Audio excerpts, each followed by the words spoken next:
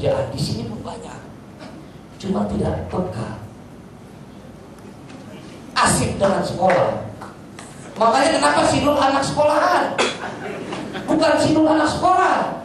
Karena menurut saya yang namanya sekolah bukan hanya di sekolahan. Dalam kehidupan kita belajar setiap hari. Bagaimana kita bisa memanfaatkan pendidikan kita setiap hari? Nah, yang ini saya katakan, setiap stasiun di Indonesia membutuhkan program-program yang banyak. Tadi saya kedatangan kawan-kawan, maaf kalau saya boleh nyebut, dari NU. Mas, saya tertarik dengan dunia televisi, cuma saya nggak tahu bagaimana caranya. Kamu sudah pegang kamera, kamu masih katakan kamu tidak tahu. Jadi saya harus bagaimana, Mas? Loh, ini kamu bawa senjata, kamu tidak tahu senjata kamu untuk apa? Dia tidak tahu bagaimana harus membuat. Sangat logis buat saya. Tapi saya bilang, sekarang Anda merekam saya, Anda sudah membuat, Anda tidak tahu apa yang Anda buat. Sekarang cuma Anda peka melihat ini. Misalnya saya sangat menarik di Mesir ini, di Kairo ini, Bang, masih ada keledai jalan di tengah kota. Itu sebuah kehidupan yang luar biasa. Itu luar biasa. Ada dua kehidupan di sana. Bagaimana saya melihat yang duduk dalam mobil, melihat keledai apapun yang pembawa anak kecil itu, ya, yang pasti dia akan melihat mobil-mobil yang selebaran dan dia bermimpi, kapan saya bisa naik mobil seperti itu. Ini kalau di-create luar biasa.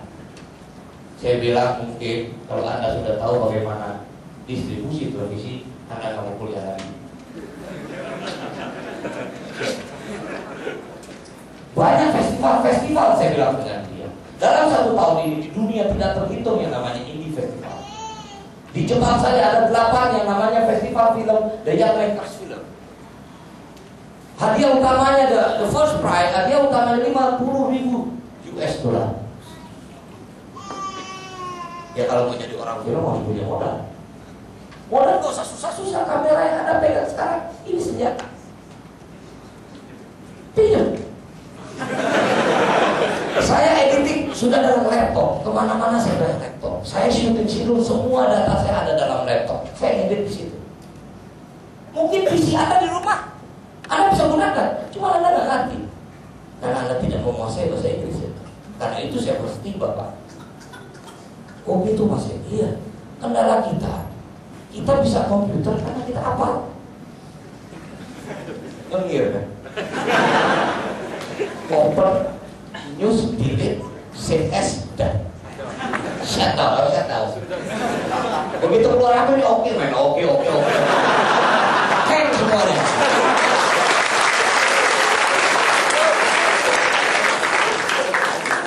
Kalau kita bisa menguasai bahasa itu, kita bisa mengeksplor. Karena itu saya bilang dengan mahasiswa saya, Pak, kalau memang tujuannya cuma broadcast, buat apa saya belajar bahasa Inggris? Referensinya simpel. Itu saya katakan, Anda bisa komputer? Bisa. Sampai jauh semangat Anda bisa komputer. Ini aja, Pak. Yang lain kamu nggak bisa, dia nggak ngerti bahasanya, Pak.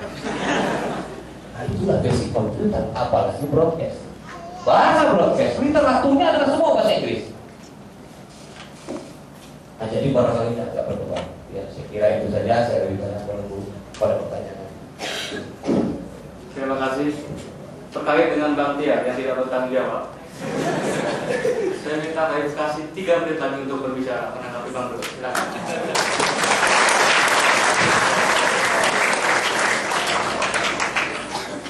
Tadi saya terkritik Bang Dul bilang bahwa di sini banyak gus-gus.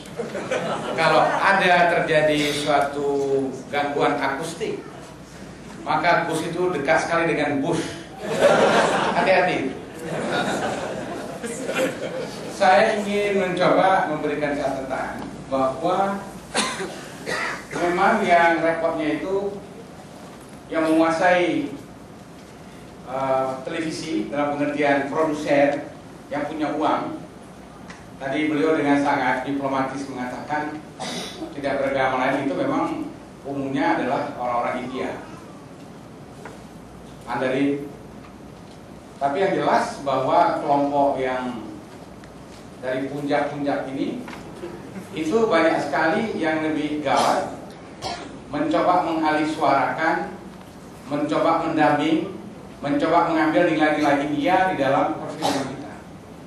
Jadi film-film India itu sebenarnya diterjemahkannya ke dalam bahasa Indonesia. Dan yang terjadi adalah background budaya sangat berbeda. Di sana itu berkasta-kasta. Jadi jangan heran terjadi suatu pertentangan kelas yang luar biasa. Karena memang ada kelas Sudra, kelas Brahmana, kelas Ksatria, dan sebagainya. Dan kita tidak mengenal kelas itu di dalam kita punya tatanan strata masyarakat. Tapi itu yang terjadi. Karena apa? Karena India, karakter filmnya itu memang menjual mimpi. Jadi sangat sulit orang melakukan perkawinan antara kelas dengan kelas yang lain. Dan itu diterjemahkan secara vulgar dalam bahasa Indonesia. Sementara kita punya aja itu. Kita pikir itulah nilai dari nilai budaya kita. Nah, ini sangat berbahaya. Kemudian kalau kita lihat, saya tidak ingin membantu citra polisi kita. Polisi kita pun juga dihancurkan oleh film India. Mengapa demikian? Karena dalam film India itu memang polisi itu brengsek. Kemudian dijadikan dalam sinetron, diterjemahkan lagi ya tambah brengsek. Ya kan? Nah, jadi ini juga kontribusi dari film India untuk bikin citra polisi tambah bobrok aja. Gitu. Nah, kalau kita lihat di sini sebenarnya diperlukan adalah goodwill pemerintah juga, bagaimana mempromosikan, membantu, memberikan kesempatan sebanyak-banyaknya agar berdiri sebanyak-banyaknya rumah produksi. Rumah produksi ini yang 1-2 yang dikatakan tadi oleh Bang Dul misalnya, itu masih sangat sedikit, tidak mampu mensuplai kebutuhan televisi, sehingga televisi itu selalu bisa mempunyai excuse atau film selalu punya excuse mengatakan ya habis produksi dalam negeri tidak ada, kami import semua. Padahal iklimnya juga tidak diciptakan untuk bisa berproduksi. Maka yang terjadi sekarang, kalau Anda menyaksikan TV kita, itu lebih banyak film-film dari produksi-produksi dari Show Brothers yang sebenarnya itu sudah kacang goreng, sudah tidak disewakan, sudah dibuang. Itu semuanya cuci gudang, datang mereka beli hanya dengan dapat komisi besar, kemudian ditayangkan di televisi kita. Di negeri dia pun dia sudah nggak nonton lagi. Jadi ini memang parah, jadi sangat kompleks soalnya. Tapi kembali tadi saya katakan bahwa saya ingin mencoba memberikan satu mapping dari pembicaraan kita, bahwa sebenarnya istilah karakter building ini dan tadinya bersama-sama dengan nation and character building. Itu satu gagasan dari Bung Karno, bahwa kita sudah membangun bangsa, tahapan berikutnya kita membangun watak bangsa. Dan pembangunan bangsa kita anggap sudah selesai. Dalam tahapan itu meskipun ada semacam tarik menarik, semacam gonjang ganjing, semacam riak-riak dengan isu integrasi nasional, tapi itu insya Allah dapat kita bisa atasi. Tapi memang tentang watak bangsa ini masih belum selesai. Jadi saya anggap tetap diskusi tentang bagaimana membina atau menciptakan watak bangsa nation building ini tetap masih nation karakter building tetap masih relevan untuk kita bicarakan pada malam hari ini.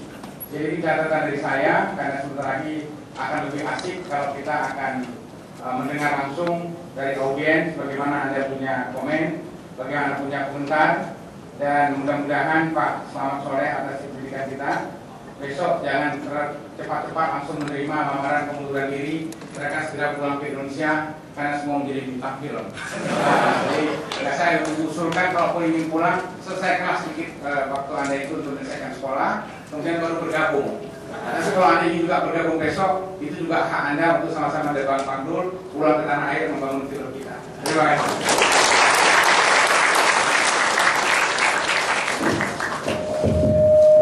Tadi merespon apa yang ditulis di dalam papernya. Jadi saya tidak mengeneralisir ini untuk Romli supaya disimak baik-baik. Mungkin Anda tidak baca ini. Jadi ketika beliau mengatakan saya tidak cenderung mengatakan itu karakter building, saya menggaris bawah. Jadi saya tidak mengeneralisir, saya tahu film-film ada apa dengan cinta.